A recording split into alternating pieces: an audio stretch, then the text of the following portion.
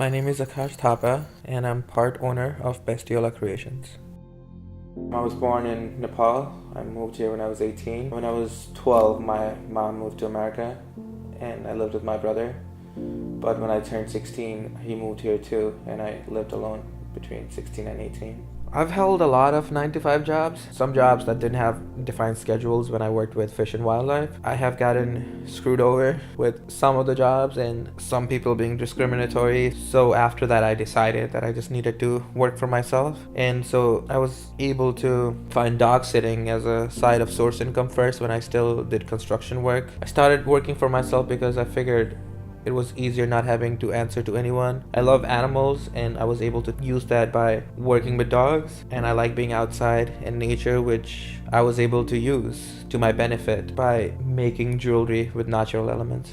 I get a lot of different dogs, but I do have a couple of regular dogs. Every dog is different. Some dogs I watch are old or small or have some health issues where they can't be taken for walks that are too long. Some dogs are content being at the house. I take them for walks around the block, and I have a big open yard where I walk them to. And some dogs need a lot of exercise, so I take them for hikes and longer walks in town. I watch an older pit bull, and he loves humping other dogs when he first meets them, so I have to calm him down. And after being acclimated to them for a couple of minutes, he doesn't really socialize with them, but he doesn't try to hump them or attack them.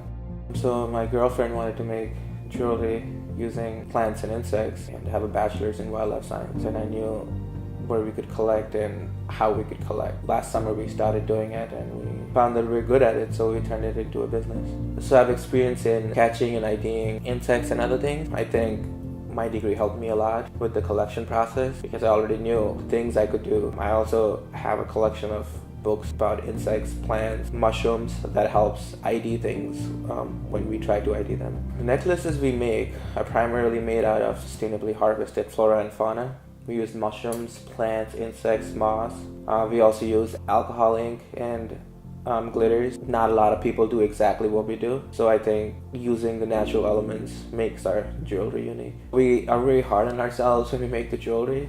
If we see anything wrong with some of the pieces, which always happens, we just put them in a reject pile. So a lot of things sometimes doesn't work out, sometimes things don't set right, sometimes they don't harden, sometimes there are too many bubbles. So sometimes it feels like money wasted, but we don't want to put out anything that doesn't stand up to our standards and scrutiny. Our prices right now range from between 10 and 40, and the higher end stuff takes at least a couple of hours to make. Most people who see our stuff absolutely love it. There are people who have personal connections to the things we use, and some people even ask us to make necklaces with specific insects or plants in them because it means a lot to them. So it is a long process to make our necklaces, especially the ones that have flora and fauna. So we go foraging.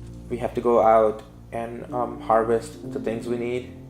We get mushrooms out in the wild, plants, some insects. We also set pitfall traps outside the house to catch other insects, and then we have to dry them using different methods, and then we come up with elaborate setups. That takes a couple of days to come up with the settings, so I'm really proud of being able to see that and people's reactions to it and seeing that our work paid off.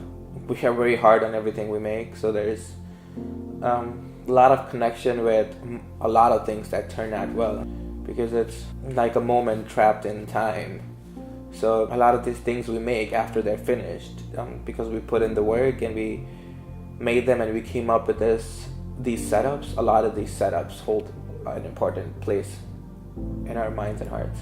It is really fun to see people's reaction to your work that took days, if not weeks, to finish. And a lot of times when people see it, they can't believe that we have real things in there. So it's really fun to see the shock and awe in people's faces. With the business, initially we had to put a lot of our own money in, so that was a little difficult. We were taking money we would use for food or rent or other things, and we were putting it into the business.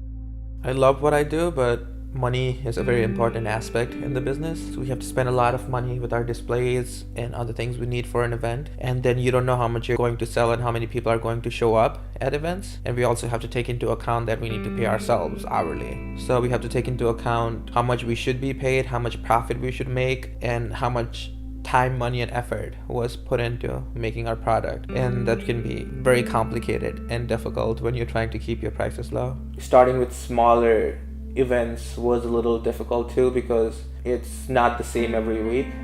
Some days we make a lot of money, some days not so much. It can be really hard to find events. You have to do searches on different platforms, and a lot of these events you have to sign up months and months in advance, if not a year in advance. They require that you pay the application fees when you sign up for them, and the application fees for some of these events are substantial. So you put in this money and you don't see it until the event happens, and then you have to put more money to buy the materials, time to collect everything, and you have to hope that you sell a lot of things when you pay very high fees for things. Markets can be a hit or miss, especially with our stuff. It looks better outside in the sun, and when it rains or if we have markets inside that are not well lit, it's sometimes very hard to sell things. So there can be a vast difference between how much money we make when we're outside in a well lit space as opposed to being inside in a not so well lit space. We've had times where we've only sold a couple of things, and it doesn't translate well when we are at a market for 7 or 8 hours and we only sell 2 things. The biggest event we ever did was the Harvest Festival at Peekskill, New York. There were thousands of people there, but we didn't do too well. It was partly because of the weather. We also have a certain demographic that usually likes our stuff. We do well with a younger crowd, but Peekskill was a much different demographic. A lot of much older people. So people would come look at our stuff and say that they love it but not buy anything. Even though there were a lot of people in Peekskill, it did not translate well into dollar amounts. With watching the dogs, sometimes it goes well with the jewelry business because we're able to take them out on hikes and when we go out foraging, and the dogs love being outside. So sometimes the two businesses work well together, but sometimes they don't. In particular, I watch a dog or two which can't really be left alone by themselves. So if I have an event and if I'm even gone for a couple of hours, I can't leave them free roaming in the house. It's only a couple of hours, so sometimes I have to put a dog in a crate or have somebody else watch them. And if I leave some dogs out, they will just destroy everything that's in the house and eat all the food they can find, and sometimes they can also get into stuff we use for our jewelry. I really enjoy the different work I do and working for myself. I like the fact that I don't really have to answer to anyone. That really helps me to keep going. Also the fact that I watch dogs and most dogs are good, and it's just nice to have them around. And with the jewelry business, it's really nice to collect things and make things and see how they turn out and see people's reactions to it. Working for ourselves gives us a lot of flexibility. We're able to decide when we want to work and when we don't. We do have to put in a lot of effort, but we can do it when we have free time, and so it gives us flexibility with our personal time. However, a lot of times we have to get a lot of things done in a short period of time before events. So at that point, we just have to focus on making things, and personal life takes a backseat. I really like the mushroom terrariums we make, but I think my favorite is probably the dragonfly necklaces we make, where we get actual dragonflies from older collections, and we coat them in UV resin. It takes an hour or two to make one, but they turn out really well. We have an Instagram page where people can see a lot of our stuff, and if they like something, they can reach out to us. We also set up at the farmers market at SUNY New Paltz every week between 10:30 and 3.